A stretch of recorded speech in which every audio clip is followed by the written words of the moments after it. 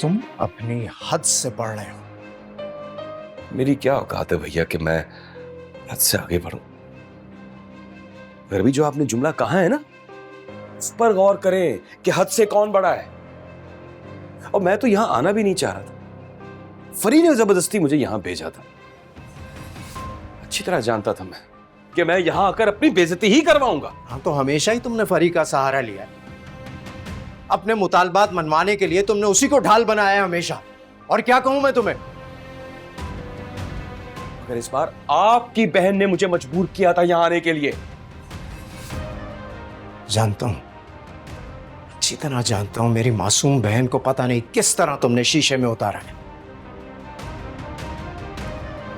आप बहुत घटिया इल्जाम लगा रहे हैं मुझ पर। इसलिए कि मैं जानता हूं कि ये पैसे तुम्हें गोडाउन खरीदने के लिए नहीं चाहिए। कोई स्टोरी सुनाई होगी तुमने फरी के सामने, ताकि वो तुम्हारे पैसों के लिए मुझसे सिफारिश करे। फरीद से अगर मुझे सिफारिश करवानी होती ना, तो मैं झूठ क्यों बोलता, ड्रामा क्यों करता। सच बोलकर भी मैं उसे मजबूर कर सकता था। मगर इस बार मुझे आपसे पैसे नहीं चाहिए थे। अच्छा ठीक है, मैं तुम्हें 20 लाख नहीं, पूरे 50 लाख देने को तैयार हूं। मगर मेरी एक शर्त है। जी कहिए कि क्या क्या शर्त है। मुझे गोडाउन के मालिक से मिलवा, डील मैं खुद बनाऊंगा। मतलब आपको मुझ पर भरोसा नहीं। आप ये समझते हैं कि मैं आपके सारे पैसे हड़प कर जाऊं। जो मर्जी आए समझ लो, यही शर्त है। लानत भेजता हूं मैं ऐसे पैसों पर जो इतनी बेइज्जती के बाद मिले। आप रखें अपने पास अपने पैसे, और मैं जाकर अभी फरी को बताता हूं। बड़े मान से भेजा था ना उसने बड़े भैया के पास। जा रहा हूं मैं।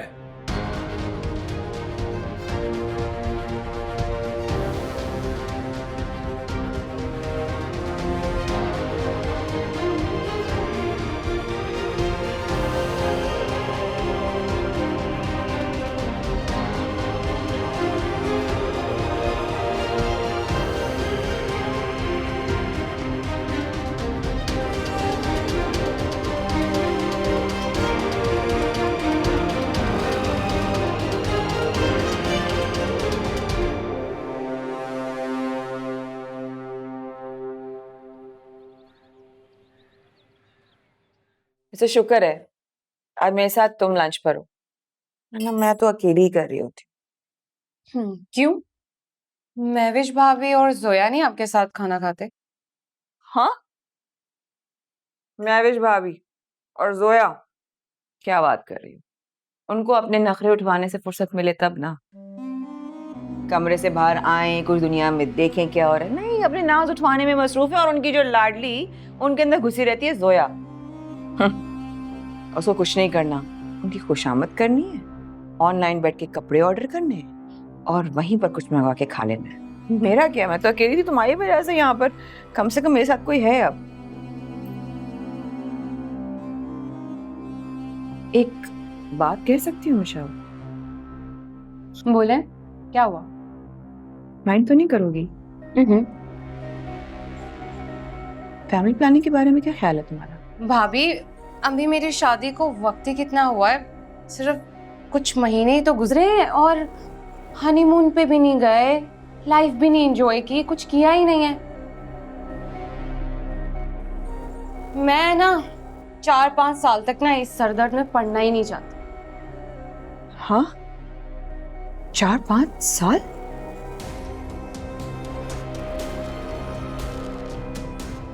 अच्छा, ऑब्वियसली कहाँ कुछ देखा है, मुझे अपनी लाइफ एंजॉय करनी है अभी। सही बात है, हमारी तो कोई लाइफ ही नहीं। खाओगी ना? गुड, बहुत मजेगा। कमाल है, मेरी माँ को तो एक बच्चा भी कम लग रहा है। क्या इसकी माँ इसको कुछ समझाती नहीं है?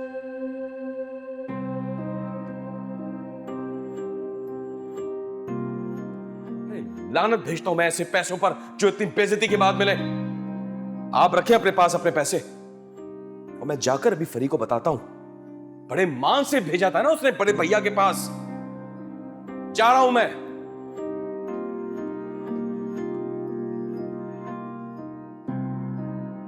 कैसे शातिर आदमी से शादी कर दी मैंने अपनी सीधी सादी बहन की। मैं जानता हूं शुएब की ये एक चाल है मुझसे पैसा बटोरने की, और फरी का तो ब्रेन वॉश कर दिया होगा इसने। अब तो शायद वो मुझे गलत समझेगी। क्या करूं अब? फरी को फोन करता हूं और उसे समझा देता हूं, लेकिन नहीं, अब तक तो शुएब पहुंच चुका होगा और पता नहीं क्या उल्टी सीधी बात बताई होगी। मुझे शुएब का पक्का बंदोबस्त करना होगा। हर थोड़े दिनों के बाद कोई डिमांड कर देता है। फरी को घर बुलाता हूं और तसल्ली से बात करता हूं। सर कॉफी रख दो।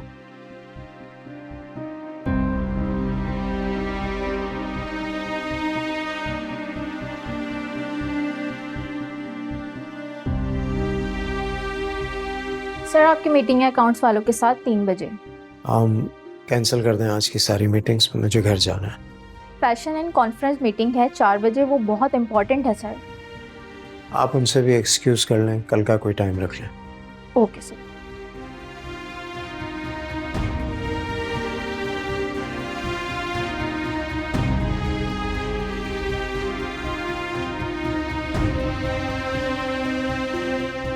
फरी के सामने जाने से पहले खुद को तैयार करना होगा।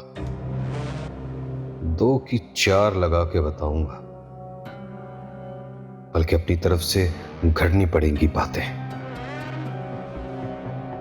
ताकि वो जोश में आए और भाई के सामने खड़ी हो जाए। अब भैया से पैसे निकलवाने का ये आखिरी तरीका है, और मुझे उम्मीद है ये कामयाब होगा। फरी जब भैया को खरी खरी सुनाएगी तो वो मजबूर होके पैसे दे देंगे।